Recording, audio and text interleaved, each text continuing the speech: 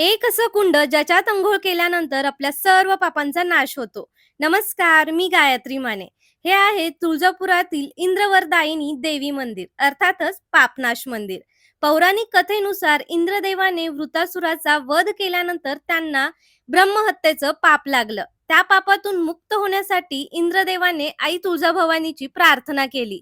असं सांगितलं जातं की देवीने त्यांना पापमुक्तीचा वर दिला आणि देवीच्या सांगण्यावरूनच इंद्रदेवाने याच पापनाश कुंडात स्नान केलं. या श्रद्धेमुळे या ठिकाणाला नाव मिळालं पापनाश, म्हणजे पापांचा नाश करणारं तीर्थ.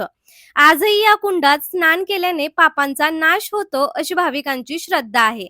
विशेष म्हणजे हे कुंड आणि मंदिर अनेक शतकांपासून अस्तित्वात असल्याचं सांगितलं जातं.